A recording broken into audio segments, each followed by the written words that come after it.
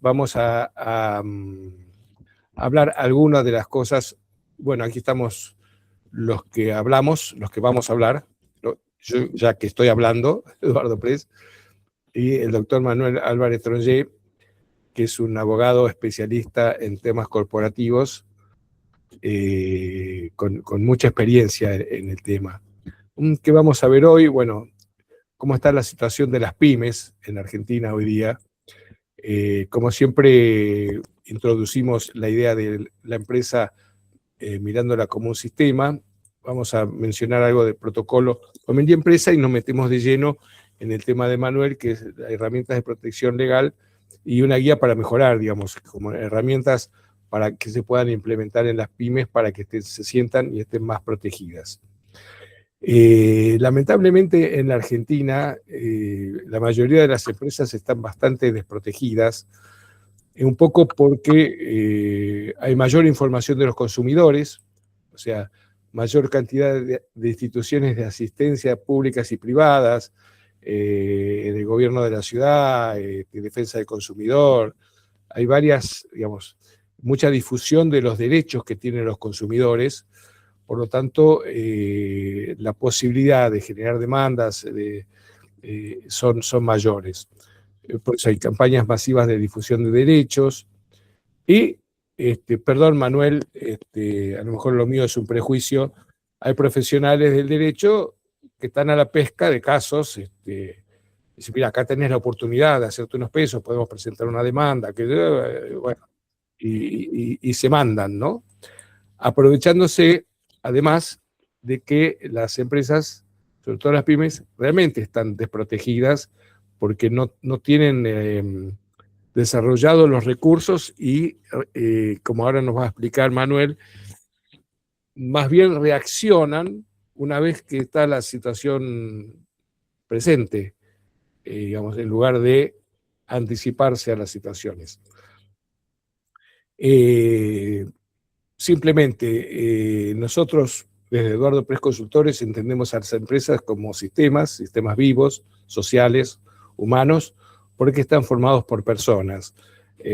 Simplemente, si hace falta aclararlo, las hormigas son sistemas vivos y sociales, pero no son humanos, son no humanos, ¿no? Y la empresa, digamos, el poder mirar las empresas como sistema nos permite pensar y construir que los problemas están interconectados y son interdependientes. Ningún problema puede entenderse ni resolverse en forma aislada. Cualquier situación que se presente en una empresa, en un rincón, si uno lo quiere graficar, más tarde o más temprano va a repercutir en un rincón lejano, y del mismo modo como una solución, un arreglo, una intervención que uno puede hacer para mejorar un aspecto, más tarde, más temprano, en otro lugar lejano de la empresa también va a mejorar.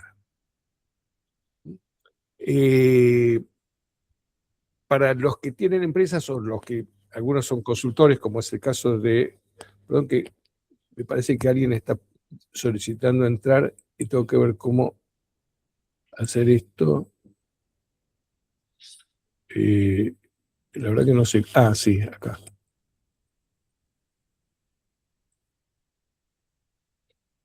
Bueno, vuelvo ¿a dónde vuelvo? Un momento, me perdí. Ahí estamos. Tengo que volver a algún lugar. Bueno, sí, ya sé dónde tengo que volver, acá. Vamos, hay algunos, yo digo renglones, algunas situaciones donde habitualmente las empresas están desprotegidas. Es una pregunta no para que la contesten, sino simplemente para ponerse a pensar dónde se siente, dónde hay menos protección en contratos que se realizan más o menos, con cláusulas incompletas, relaciones laborales conflictivas, que uno está expuesto a las demandas laborales, procedimientos poco claros de desvinculación. Este es un tema sumamente importante. Nosotros, como consultores de empresas familiares y de pymes, lo vemos permanentemente, que en general los dueños no saben, creen que decir, mandar un telegrama de echarlos, ¿sí? Resuelven el problema y a veces se meten en problemas mayores, o gestiones desprolijas, cualquier gestión, o lo vemos más adelante, bueno, ahí está este problema, pero bueno, no importa, lo vemos más adelante. Bueno, todo eso implica una desprotección. El protocolo empresa-familia es un acuerdo voluntario entre los miembros de la familia, es un documento escrito, se firma, lo hace la familia, se documenta, queda escrito, firmado por todos los miembros de la familia, ¿no? Y básicamente lo que implica... Eduardo, perdón que te interrumpa, pero no se está viendo la presentación ahora. ¿No? No. Cuando hiciste el pase, Eduardo, me parece que no la colocaste. A ver, un segundito.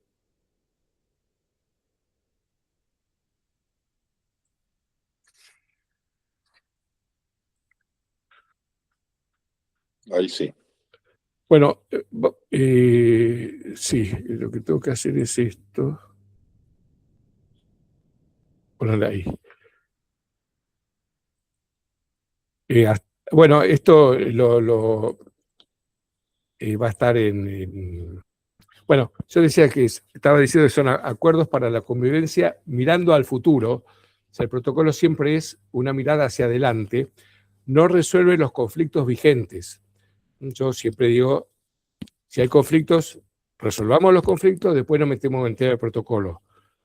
Me ha pasado alguna vez, por no tener información suficiente, de comenzar a trabajar sobre el tema del protocolo y aparecen conflictos, lo cual paraliza, ralentiza y dilata la posibilidad de los acuerdos y de generar el protocolo, que es una herramienta muy, muy noble para trabajar con empresas familiares. No es un remedio para todos los males de la empresa familiar. A veces hay gente que cree que dice, tenemos el protocolo y ya está, listo, nos libramos de todos los problemas, pero no es así. Bueno, esto lo voy a pasar por alto, lo van a tener en el video, simplemente para repasar un poquito, para aquellos que no están en el tema. En general consideramos que una empresa familiar, la consideramos porque hay una familia que desarrolla un negocio con un capital y son tres sistemas diferentes que tienen objetivos diferentes, ¿no? La familia lo que busca, es mantener la armonía, que el negocio sea eficiente y que el capital rente. Obviamente, para eso se invierte, para que tenga rentabilidad.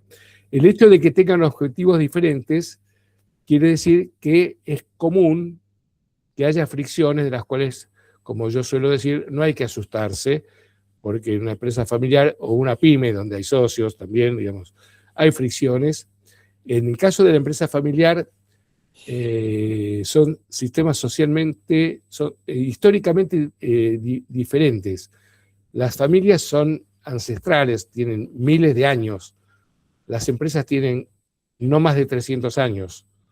Entonces, hay un desarrollo desparejo, heterogéneo en cuanto a las historias de lo que es la familia como institución, como sistema, a lo que es el negocio. ¿De qué disponemos? Herramientas, el objetivo habitual de una empresa familiar, una pyme familiar, o de una pyme es que se mantenga y continúe, ¿no? Y que pase a las siguientes generaciones. Generalmente es a través de un soporte psicológico, relacional, emocional, económico, patrimonial y jurídico, ¿no? Hay muchos temas jurídicos de los cuales ahora nos va a hablar. Cuidado legal. ¿Qué nos protege? Estos son ejemplos que yo tomé de los últimos días de informaciones de demandas laborales. Esta no es una demanda laboral, es una demanda por incumplimiento de contrato de una persona con Whirlpool, porque no sé qué le pasaba, bueno. Y estuve haciendo un relevamiento. En la Argentina, más del 60% de las empresas carecen de asesoramiento preventivo, un 70% funcionan con contratos vulnerables, un 61% no cuenta con cobertura de responsabilidad civil y apenas un 16% de las pymes argentinas tienen un plan formal de transición o sucesión. Esto está tomado, informo, me importaba la fuente del Colegio de Abogados y Consultoras de Gestión PYME, la TAM, Federación de Entidades Empresariales y Consultoras de Riesgo Corporativo, Gestión de Riesgo en Pymes, de CHAP Seguros y la Universidad Siglo XXI. Todo tuyo, Manuel. Muchísimas gracias, Eduardo. Muchísimas gracias a quienes están escuchando. No tengo ningún problema que pongan las cámaras si quieren y podemos interactuar como para hacer esto lo más dinámico posible. En realidad la charla va a tener 3 divisiones. Una viendo la abogacía como una herramienta preventiva para el valor del negocio, para el valor de la pyme. Otra viendo una figura que es la columna vertebral del asesoramiento empresario, sobre todo el comercial, que son los contratos. Y una tercera que tiene que ver con quizá también la columna vertebral de los riesgos, que es el riesgo laboral. Así que... Yo voy pasando a las diapositivas cuando me digas, Manuel. Ok, yo te voy avisando. Dale. También quiero decir que si quieren hacer preguntas escribiendo en el chat, no hay ningún problema y podemos ir respondiéndolo como para hacerlo también más rápido, más dinámico. Mi experiencia que les voy a contar tiene que ver de haber trabajado en empresas grandes, también en estudios jurídicos, pero con un claro enfoque a ver al abogado como una mirada que hoy se ve internacionalmente, que es la del abogado como hombre de negocios. Esto lo quiero trasladar al mundo PYME porque también he tenido diferentes clientes del mundo PYME y ver esta figura que allí dice el slide, ¿no? Del abogado bombero que viene a resolver incendios o apagar cuando los conflictos nacen, al abogado arquitecto, ¿no? Al abogado que construye parte del negocio. Y hace muchos años, cuando yo trabajaba en petróleo y gas en Pérez Compán, hicimos un trabajo con el sector jurídico que me tocaba en ese momento, ¿no? Trabajar, que era la gerencia de legales de petróleo y gas de Pérez Compán, sobre cuáles eran las funciones esenciales que nos pedía el cliente interno, ¿no? Pero es exactamente igual a lo que pueden pedirle ustedes a un abogado, ¿no? Y esto después lo fuimos corroborando en diferentes encuentros nacionales e internacionales.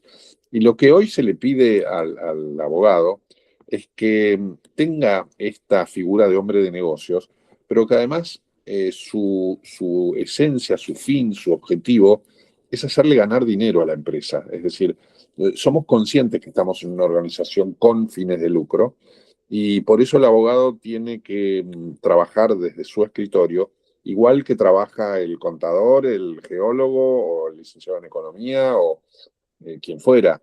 Es decir, pensando que la empresa es un sistema que está destinado a esa eficiencia en el negocio. Con lo cual... Perdón, Manuel, sí. me hiciste pensar en esto. Por lo menos corrige a mi visión, porque yo pensaba que el abogado lo que hacía era ayudar a la empresa a no perder dinero. No. La figura central que tenemos que tener clara los abogados y que tienen que tener claro el empresario que contrata al abogado es que el abogado es exactamente igual un hombre del engranaje de la empresa hacia su fin de lucro. Acá no hay eufemismos, son sociedades comerciales. Diferente es el abogado de una asociación civil, como en este caso ahora me toca trabajar a mí, ¿no? Pero no. El abogado que trabaja asesorando una pyme, que trabaja como parte del equipo de la pyme o como parte de la empresa, es exactamente igual que cualquier otro y no es trabajar para no perder dinero, sino para ganarlo. Por supuesto que una de sus herramientas puede ser trabajar para que se eviten los riesgos jurídicos, claro, que vendría a ser una forma de ganar dinero, pero como constructor de esta eficiencia que recién hablábamos.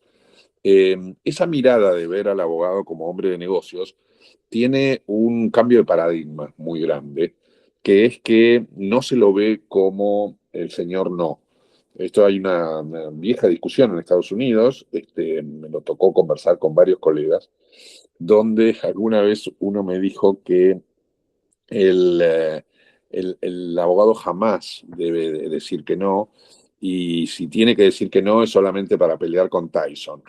Me puse ese ejemplo en los 90, por supuesto, ¿no? Pero ¿qué quieren decir? Que el abogado siempre debe trabajar para construir el sí difícil, es decir, trabajar para que la empresa lleve adelante sus negocios y en su misión, visión, en su espíritu de desarrollo, el abogado se ocupe de que ese negocio no tenga riesgos legales y que se pueda concretar protegiendo el objetivo de la empresa. Así que es una buena pregunta, Eduardo, porque hay que tenerlo claro desde el principio. Sí, está clarísimo. Y segundo, que también muchas veces vemos la consulta al abogado como un obstáculo. No, me va a decir que no. Justamente el objetivo es que en el verdadero abogado de empresa es que busque el sí, esto que decíamos, el sí difícil, tratando de construir los acuerdos, los desarrollos, los contratos, tal como lo quiere la empresa. Y ahí viene lo que vamos a ver ahora cuando hablemos de contratos. Pero la verdadera figura del abogado como valor agregado es que sea uno más, que esté en la cancha tratando de ganar dinero, como dije antes, desarrollar el producto. Y además, otro tema que creo que tenemos que tener claro desde el comienzo, y que yo soy profesor de la facultad, ¿no? Y este tema lo he hablado mucho con mis alumnos, que es que el mejor abogado de empresa es el que más sabe del negocio, no el que más sabe del derecho. Esto es realmente un concepto polémico, pero lo hemos conversado mucho con el ambiente jurídico empresarial. ¿Y por qué lo señalamos de este modo? Porque el abogado que verdaderamente conoce el negocio de la pyme o de la empresa familiar o de quien fuere, va a interpretar mejor las normas jurídicas que protegen el negocio o que no deben, digamos, saltarse. Si no es así, siempre va a tener muchas más posibilidades de decir que no. Siempre va a existir una norma que prohíba determinados actos de la empresa. Será una norma municipal, será una norma provincial, será una norma del Estado-Nación. Siempre. Por eso es que el verdadero valor del abogado como hombre de negocios es encontrarle esa vuelta para proteger el desarrollo del negocio de la compañía. Y este es otro tema que en la práctica me gusta ponerlo sobre la mesa y por supuesto escuchar opiniones. Generalmente el abogado de empresas grandes está muy cerca del CEO, es decir, está casi dependiendo de él, no depende del gerente de finanzas o del director de contabilidad, no, depende directamente del CEO, porque este abogado tiene un enorme valor al momento de concretarse las operaciones, es decir, él es el verdadero instrumentador de los negocios. Cuando él escribe una coma de más o una palabra de menos, puede significar muchos millones de pesos o de dólares para la compañía. Entonces, esa relación directa con el CEO lo hace ser quien ejecuta el negocio desde el punto de vista del papel, lo que queda, lo que se obliga, lo que la compañía tiene que, digamos, obligarse en el futuro. Con lo cual... Puede ser, Manuel, Sí, por lo que perdón. vos estás diciendo, no, sí, yo te interrumpo por esto, que el CEO además sea el que convoque al abogado, digamos. Por ahí un gerente más raro, que digo, por esa ligazón importante que hay entre el abogado y el CEO, ¿no? Sí, es una figura que tiene que estar, eh, lo decíamos en algunas conversaciones, como, no sé si lo van a recordar todos, pero la figura de la película El Padrino, Estaba pensando en donde, eso, exacto, sí. bueno, donde él tiene a su lado siempre A Robert Duvall. Counselor, a Robert Duvall. Sí. Y ese counselor es el que se ocupa de las negociaciones. Es otro tema que vamos a hablar ahora cuando hablemos de contratos, pero que la cercanía con el CEO o con el gerente del negocio de la pyme que se trate, tiene que ser muy, muy, digamos, clara, porque es el que va, en definitiva, a volcar en el papel las obligaciones de la compañía. Si querés podemos pasar al próximo Sí. slide. Ahí, un momento. Tenés ahora el de los contratos. Sí, me quería detener acá. Sí. Este tema está muy vinculado a lo que acabamos de comentar, porque de las tareas más importantes que tiene el abogado va a ser, y en cualquier tamaño de empresa, va a ser la revisión, la ejecución y la negociación de los contratos. En ese manejo crítico creo que una de las tareas más importantes, sobre todo en empresas que no están acostumbradas a esto, es hacer un primer due diligence, es hacer un primer estado de situación, ¿no? ¿Cuáles son los contratos que tiene la compañía que lo están obligando hoy y que están en vigencia? Esto es crítico. Muchas veces las compañías creen que tienen determinadas obligaciones o creen que tienen el contrato, a veces ni lo encuentran el contrato, ya sea desde el contrato de locación en donde están o donde está ubicada la planta. Y todo este primer estado de situación es una tarea que el abogado la tiene que manejar con mucha precisión, porque él es el que guarda la memoria de la compañía, ¿no? Entonces, esta es una primera tarea que hay que tener muy claro, especialmente en el mundo pyme. En la redacción de los contratos acá hay dos grandes líneas. La primera es la negociación del contrato. Generalmente en las compañías quien negocia y lleva adelante es un grupo de desarrollo de negocios o un grupo que en el caso de empresas más pequeñas pasan por el CEO o pasa por algún representante de la familia. Pero como les marcaba antes, la importancia que esté el abogado es porque él sabe el negocio. Es decir, no solamente porque le va a dar una forma legal vetusta y a veces con muy floridas desde el punto de vista de palabras, sino especialmente desde cuál es el objetivo comercial que está buscando la compañía. Y la claridad en el objeto, digamos, del contrato es clave para después no alejarse de ese objeto contractual, ya sea en la venta de productos, o en la compra de una máquina, o en la distribución, o en la prestación de un servicio. Allí el negociador, digamos, el que tiene la palabra final, siempre va a ser la compañía, siempre va a ser el CEO, siempre va a ser, no sé, el representante de la compañía. Pero el poder que tiene el abogado, hay que entender que es extremadamente estratégico, porque una de las grandes batallas que gana el abogado es cuando está reunido con la empresa con quien se negocia, que sea él que lo escriba, no que lo escriba la otra compañía. Esta ventaja tiene que ver con que él conoce el negocio y lo puede escribir mejor y desde la escritura defender mejor los intereses de su cliente. Obviamente no soy ingenuo y existen muchas veces diferentes dimensiones de poder, ¿no? Y estamos muchas veces como empresas pyme negociando con empresas más poderosas que casi nos piden que firmemos al pie y no nos dan lugar a la negociación. Bueno, acá la lectura, ¿no? La explicación del contrato y el detenimiento en sus cláusulas es clave para que lo entienda el CEO, el sector comercial, la familia, y que no digan, bueno, eso es una cuestión del abogado, que él lo diga, sino que lo explique, porque allí está el valor de tener en cuenta a qué se está obligando la empresa. Las cláusulas claves del contrato, como allí dice, es fundamental qué sucede ante el incumplimiento, cuáles son los riesgos del contrato que se está firmando. Las cláusulas de rescisión tienen mucho que ver con la posibilidad de salir, que muchas veces le da mucho poder a la empresa. si no tiene la posibilidad de rescindir, son, por lo menos saber que son contratos que pueden costarle a la compañía muchos pesos.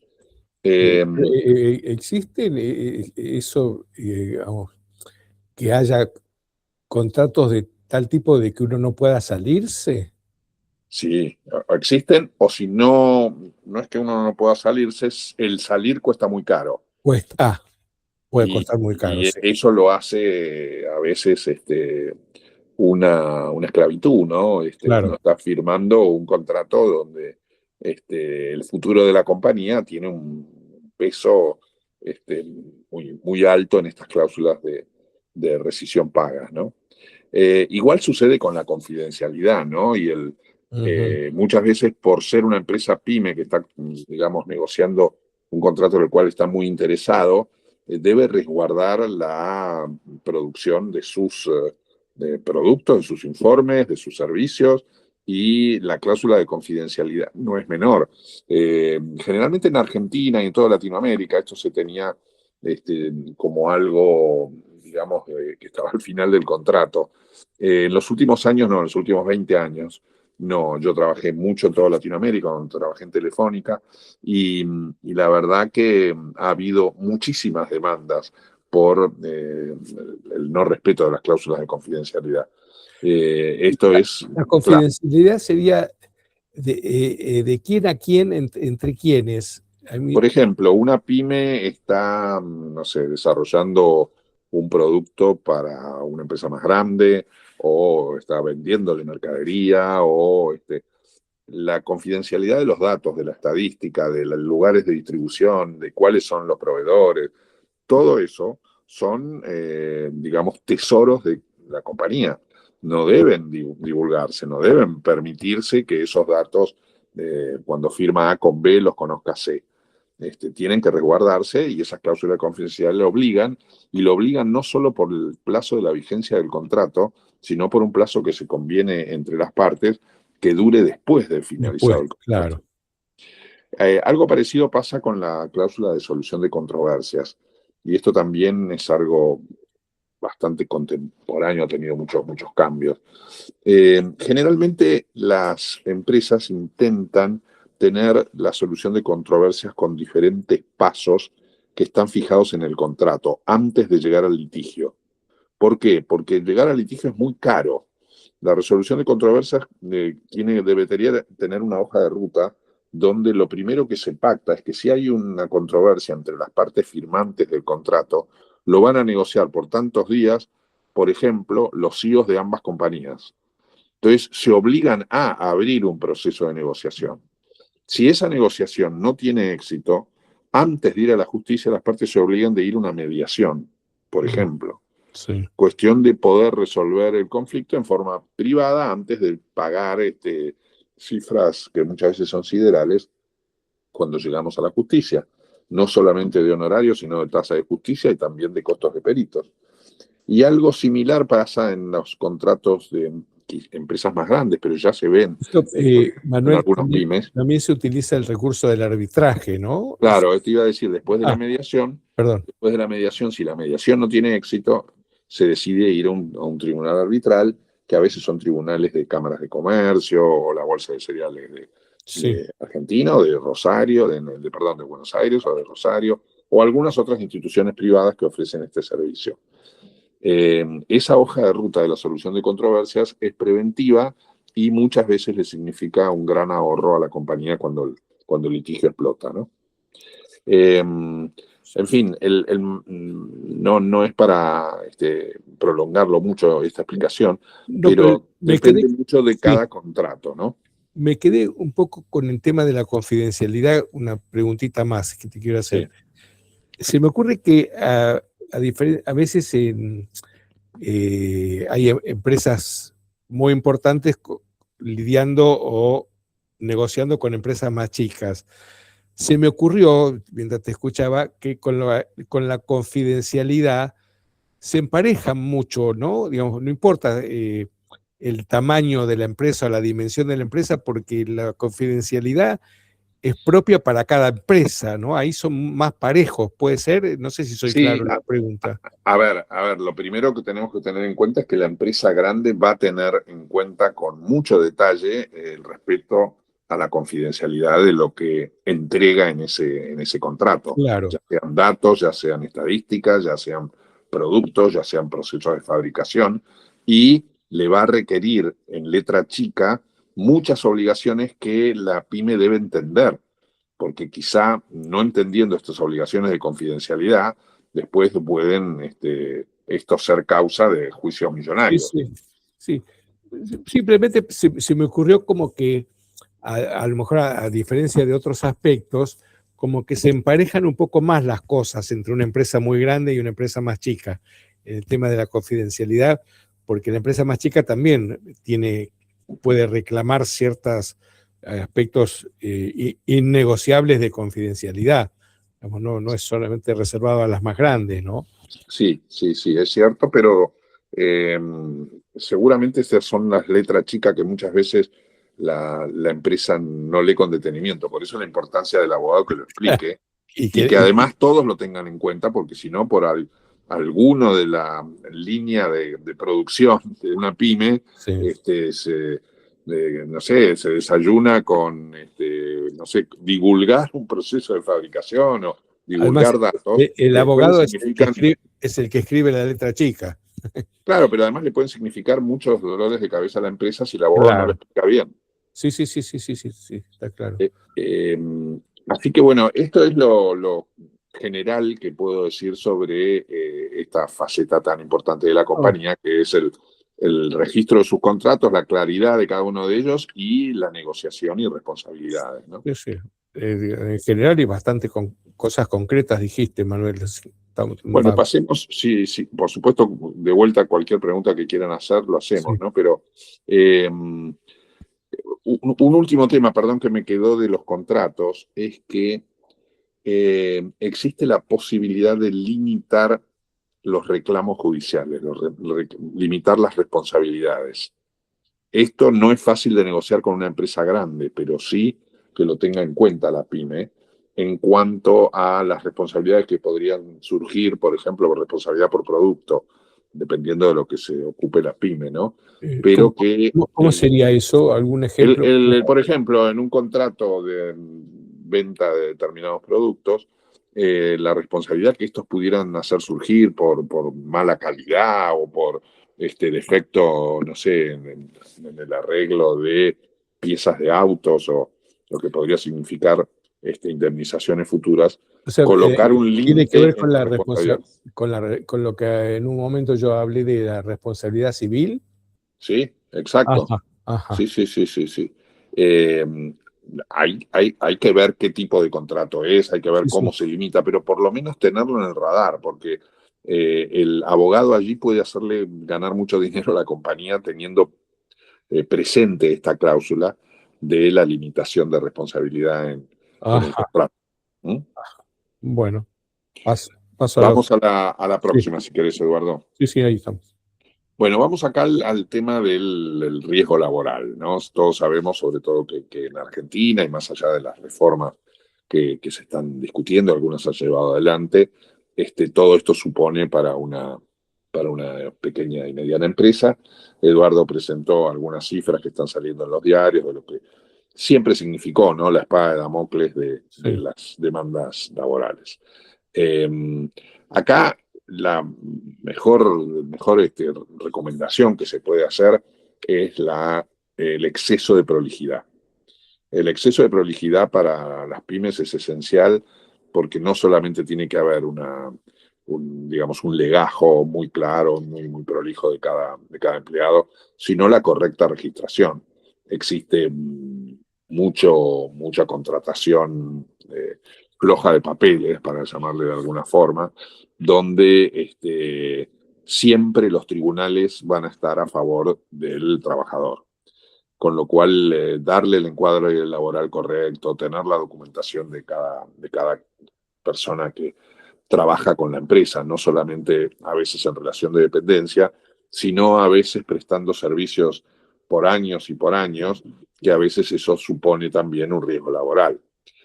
cuando hay, por ejemplo, ha habido muchos casos de jurisprudencia de facturas de determinados asistentes de las pymes, que son todas numeradas y que lo único que hace ese prestador de servicios es prestarle un servicio a la compañía, se considera a veces como relación de dependencia Claro. no configurada, ¿no? Sí, es Así que allí... una interpretación, ¿no? Pero que vale.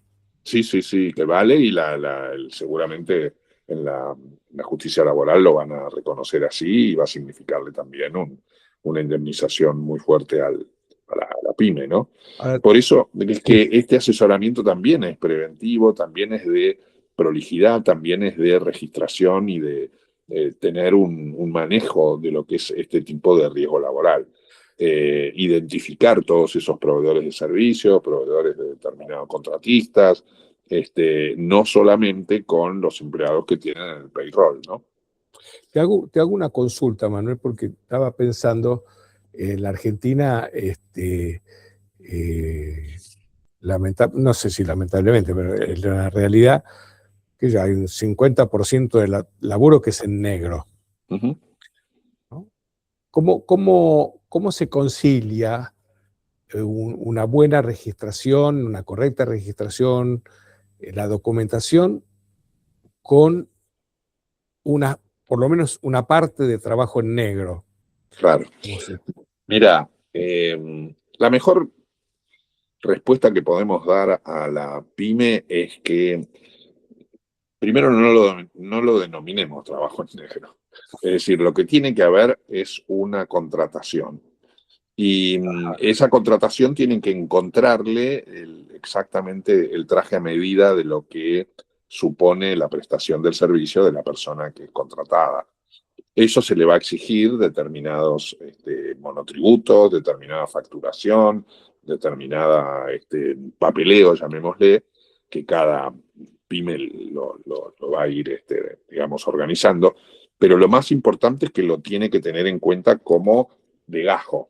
Eso tiene que estar bien encuadrado. Obviamente que si se pretende eludir la ley, la empresa lo tiene que saber y tiene que conocer cuál es el riesgo. Claro. Es decir, no hay atajos. Si la justicia laboral, de vuelta, más allá de las reformas que estamos en este momento conversando en Argentina, pero la empresa debería tener esto discutido, conversado, con políticas internas, ¿no? Vos lo hablabas antes con la cuestión del protocolo. Los juicios laborales pueden significar que la empresa deje de operar. Por eso es muy importante que esté el riesgo de lo que están diciendo la jurisprudencia en materia de derecho del trabajo, la conozca el empresario, porque si no, sigue adelante su trabajo con contrataciones muy, muy frágiles y esto después le significa la posibilidad de un concurso preventivo. Y por lo menos tiene que conocer a qué se expone, cuáles son los riesgos.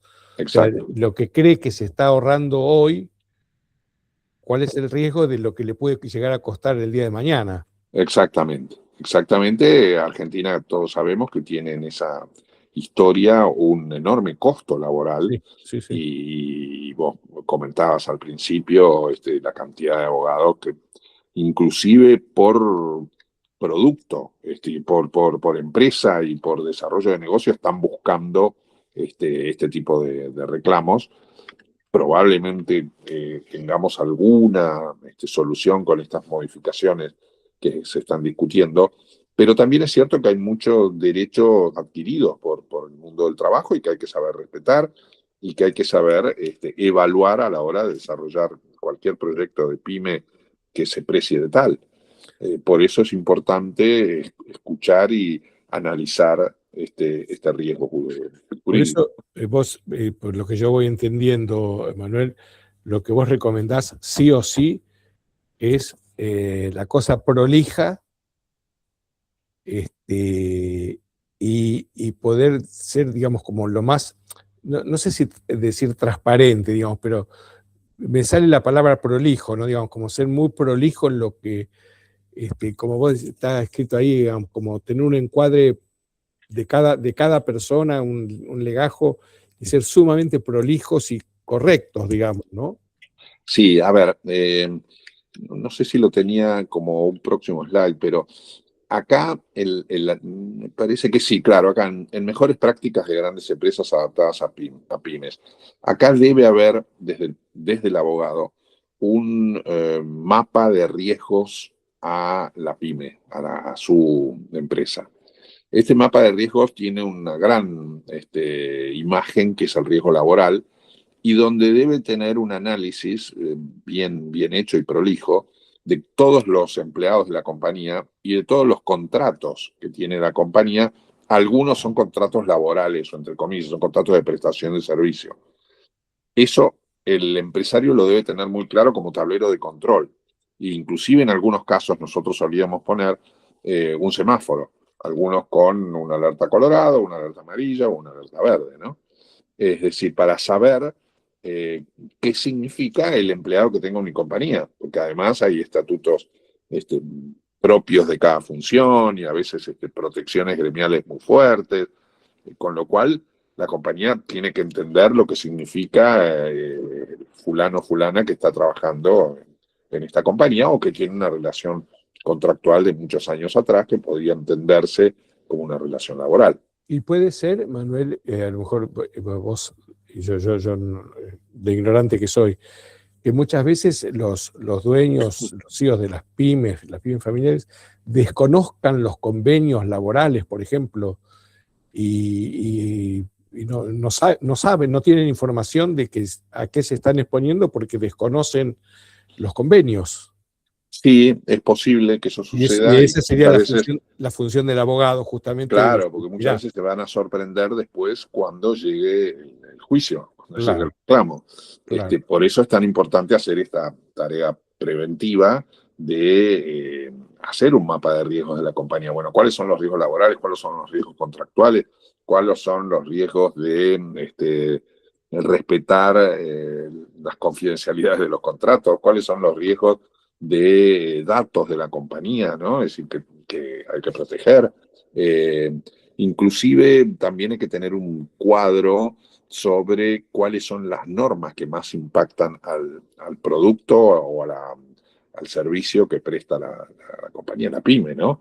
Estos son, de vuelta, una tarea del hombre de negocios abogado, que con su sombrero de abogado también tiene que tener el del hombre de negocios y tiene que saber alertar cuando hay un riesgo y, ojo, también cuando alertar sobre una oportunidad, porque hay muchas veces que el abogado puede significar muchos millones de dólares por una forma específica de interpretar una norma y decir, bueno, miren, por acá tenemos luz verde para, no sé, comercializar máquinas de fotos en la provincia tal porque ha dado tal ventaja normativa o tributaria, ¿no?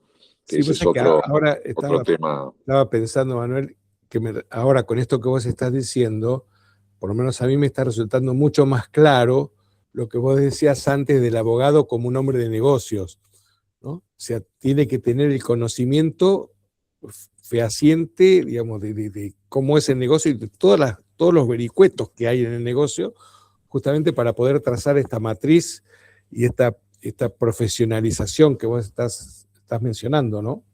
Sí, por eso te decía que es tan importante en mi recorrido, digamos, de trabajo, que he trabajado en telecomunicaciones o en petróleo y gas o en petroquímica o en aerolíneas, hay que conocer primero que nada el negocio, porque el mejor abogado va a ser el que conozca mejor el negocio. Claro. No sé si hay un slide más, Eduardo, pero me fijo.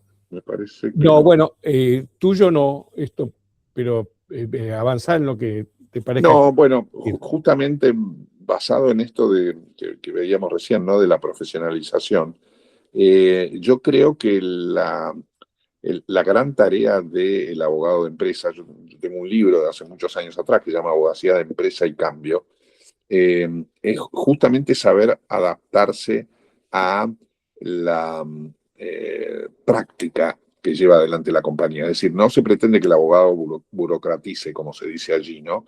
Sino que haga más sencillo el desarrollo del negocio, respetando las normas y sabiendo aprovechar las oportunidades que existen desde el punto de vista jurídico. Una buena lectura de un nuevo decreto regulador o de las normas provinciales o municipales de donde están puede significarle un gran negocio a la compañía. De ahí la importancia de ese sombrero de hombre de negocios que tiene que tener el abogado. Después cuando enviemos el mail con el link del video, voy a poner después me lo pasás bien el nombre del libro, ¿no? Por lo menos para que aquel que le interese profundizar un poco más pueda tenerlo a su alcance, ¿sí? ¿Cómo no? ¿Cómo no? Sí, sí, por Este, supuesto.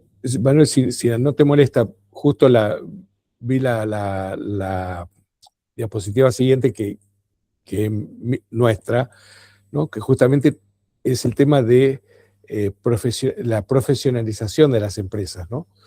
En donde, digamos que muchas veces a través del protocolo empresa-familia, también buscamos la profesionalización de la empresa, una empresa familiar, una pyme, que es profesionalizar la familia, profesionalizar la empresa, profesionalizar la gestión, profesionalizar la transición de la dirección, contratar profesionales externos, como podría ser un abogado.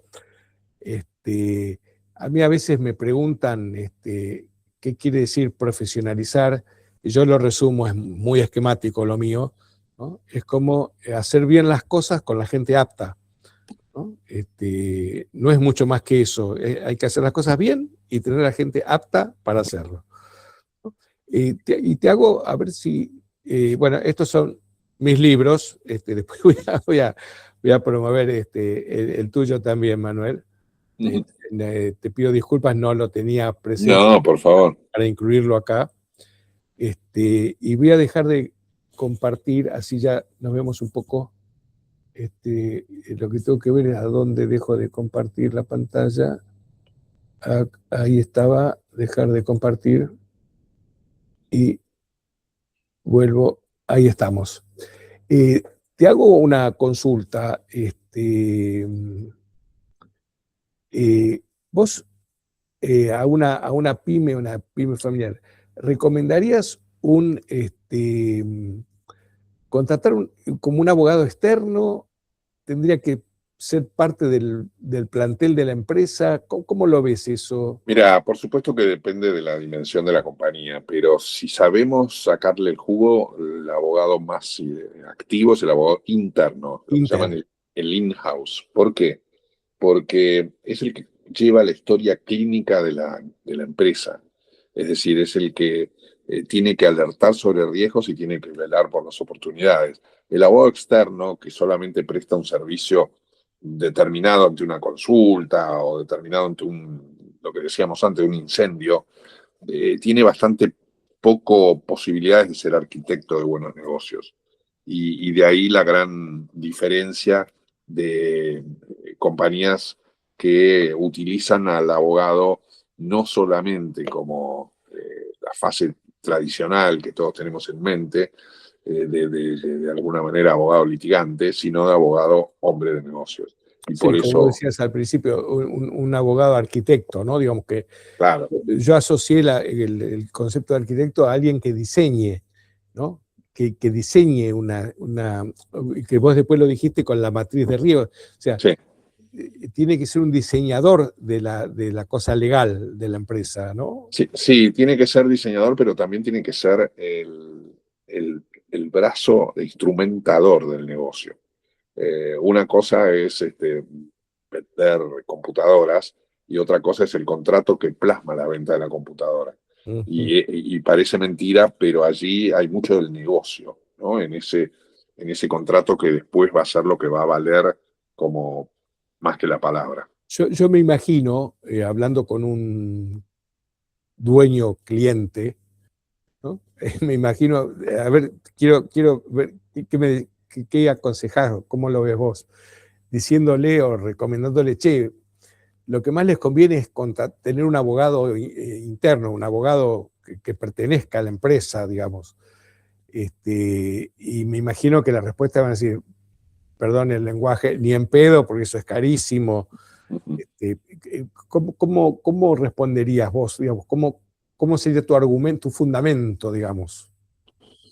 Digo, porque Mira, nosotros los que estamos acá somos consultores. lo Interesante. más caro, lo más caro, digamos, creo que es justamente el conflicto mal manejado, ¿no? El litigio mal manejado, el riesgo no procesado, mucho más que una contratación preventiva de un profesional. Eh, Son muchos los riesgos jurídicos que tiene una pyme. Hay que ser consciente que desarrollar un negocio tiene un tronco que es digamos, el del árbol que se ve, pero muchas ramas que tienen responsabilidad jurídica y que pueden hacer caer al árbol. Entonces, creo que si se analizan costos, la contratación de una figura jurídica no es más que una inversión, por supuesto, en un abogado eficiente, ¿no? De vuelta, que se convierta en un verdadero hombre de negocios y que haga Sí, ganarle plata a la compañía. en mi rubro, distinto a tuyo, Manuel, yo suelo usar una frase que no es un invento mío, pero la incorporé como, si a usted le parece que la capacitación, que el trabajo en la consultoría que hacemos nosotros es caro, ¿no? Pruebe con la ignorancia, ¿no? Sí. Esa era una vieja frase de Mafalda con la educación. Sí, también, también. Y sí, muy linda graficada, ¿no? Pero es Eh, así, es es algo así. así, es así. Algunas de las... Estamos rodeados de mujeres, Manuel. Pueden abrir los micrófonos, quieren hacer alguna pregunta, todavía tenemos unos minutos como para aprovecharlo a Manuel en alguna pregunta que quieran hacer. Si están ahí, ¿no? Hola. Hola. Yo puedo hacer una pregunta que se me ocurrió desde la ignorancia total del tema. Dale, hacela, no preguntes, hacela. ¿Qué es lo que uno tendría que tener en cuenta al incorporar en la empresa un abogado, por ejemplo, respecto de la persona del abogado, ¿no? Tiene que Porque ser una buena persona. elegir o ¿Cómo? Perdón. cómo elegir o en qué poner el ojo en la elección. Mira, yo te respondería muy rápido, Esther. Lo mismo que tenés que tener en cuenta cuando elegís un economista o un comercial, es decir, obviamente se va a hacer mucho foco sobre sus valores personales, ¿no? Pero sobre sus valores profesionales que tengan que ver con la compañía. Es decir, que sea una persona que entienda que el abogado de empresa tiene que saber mucho del negocio. Entonces, quizá me sirve mucho que tenga el mejor currículum y que tenga buena antecedente jurisprudencial. Pero lo que más me interesa es que conozca el negocio de la compañía y que esté dispuesto a trabajar como un hombre de negocios. Muchas gracias. Lo que pasa es que se me ocurre que hasta que no entra en la compañía no va a poder, o tiene que ser una especialidad el abogado de empresa. Mira, obviamente no tengo claro en este momento cuál es tu empresa, ¿no? Pero no lo sé, pero sí es importante mirar primero su desarrollo anterior. Si estamos frente a un jurista que escribe artículos en la ley o en la revista El Derecho, seguramente no nos va a ser útil. Perfecto. ¿Entendés? Pero si es una persona que está en el mundo comercial y que ha tenido actividad y que ha tenido un emprendimiento, eso me gusta porque podemos pulirlo y podemos tener muy claro que la empresa debe conocer el objetivo al contratar a un abogado. Y el objetivo, de vuelta, yo creo que tiene que ser muy claro. Sos un hombre de negocios, venís acá a hacernos útil y eficiente en este enorme epopeya que tiene una pyme hoy en Argentina, ¿no? Muchas gracias. Daniela, ¿alguna pregunta? No, solo escuchándolo a Manuel, pensaba muchas veces es complejo sostener el sueldo de un abogado con tanta expertise, entonces a veces la mirada de un asesor externo como staff, pero externo sería como más manejable para las pymes. No sé cómo lo ve usted. Mira, todo depende, porque generalmente la contratación de abogado externo, también tiene que ser muy clara, porque si es solo para apagar incendios, probablemente la tarea sea muy buena cuando el incendio se desató, ¿no? Entonces, hay veces que es bueno empezar a sumar experiencia y años de un abogado quizá más joven, pero que se vaya haciendo al negocio de la compañía, porque ese desarrollo le va a ser muy útil a la empresa. Incorporarlo como staff, es decir, tenerlo dentro del equipo, porque después hay que entender que su tarea no es externa a la compañía, es interna. Es decir, él tiene que estar remando con los demás, propiciando negocios inclusive, y eso es algo que interesa mucho a las generaciones más jóvenes actuales, yo lo veo en la universidad. Tienen esta mirada a emprendedores y qué sé yo, no solo la de el que conoce el artículo 953 del Código Civil, ¿no? Y comercial. Entonces, creo que eso es fundamental y le da más dinamismo al negocio. Daniela, vos sos abogada, ¿no? Daniela. No, Eduardo, soy psicóloga. Mira, tenés otra para ofenderte también. No, sí, estaba pensando, Manuel, lo que vos decías de una persona joven que por ahí tenga el interés y el impulso de conocer el negocio, ¿no? Y obvio. Y seguramente se va a apoyar, como decía Daniela, a veces en un estudio externo que conozca mucho de litigios comerciales, no sé, responsabilidad por el producto, o juicios laborales por enfermedad, accidente, no sé. Pero que el abogado que esté dentro de la compañía sepa hacer una interpretación de los negocios y de sus consultas es fundamental. Sí, por lo que vos decís, Manuel, estaba pensando que el abogado tiene que interactuar más con los internos que con los de afuera, digamos. A veces uno piensa en el abogado de empresa como que se vincula más con los de afuera porque tiene que litigar, pero de lo que vos estás diciendo es que tiene que estar impregnado de la interacción con los de adentro. Digamos, sin duda, y cuando va al exterior, tiene que hablar como un hombre de negocios, no como un hombre de abogado. Tiene que ser el representante de la venta de helados, no importa, ¿entendés? Sí, es decir, a mí me pasaba que tenía que conocer cómo eran las ventas de celulares, porque trabajaba en Movistar, y conocer el mercado, y conocer la responsabilidad por producto, y conocer cuáles eran los barrios que más se vendían o que más problemas tenían. Y bueno, esa es la nueva función de una profesión que cambió. Bueno, Manuel, la verdad... Muchísimas gracias. Digamos, a mí me ilustraste mucho, me enseñaste mucho, me sacaste de mi ignorancia. No, obviamente el derecho, lo legal, toco de oído. Ahora me ayudaste a tener el oído un poquito más afinado. Okay. No por saber más de derecho, sino por saber a quién hay que recurrir, digamos, que me parece sumamente importante. Por lo menos desde mi punto de vista, fuiste muy claro, Manuel, muy taxativo y bueno, creo que muchas gracias. Es bueno contar con gente con esas características. Así que, bueno, si no hay más nada que decir, les agradezco muchísimo en nombre de mi consultora, que estamos cumpliendo 30 años en este mes de junio. Muy bien. Así que la verdad que es un orgullo poder decir que llevamos 30 años. Ha sido un orgullo tenerte, Manuel. A pesar de que te conozco hace muchos años, realmente ha sido muy ilustrativo. Y a los que están presentes y se quedaron hasta el final, muchísimas gracias. No sé si algunos conozco, otros no, pero bueno, siempre estamos a disposición. Les informo que nosotros estamos haciendo webinars el último jueves de cada mes.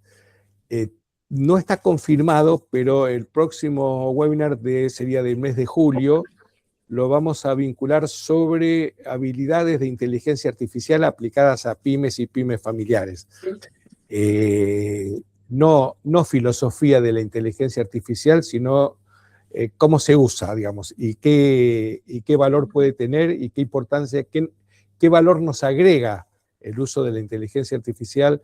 No vamos a hablar de filosofía, si va a reemplazar al hombre, si nos van a robotizar y vamos a ser víctimas de ejércitos de robots, sino vamos a ver cómo cuerno hacemos todos los días para usar Gemini ahí o el chat GPT, bueno. Obviamente nos mantenemos en contacto, o sea que van a estar informados y enterados. Que pasen una buena vida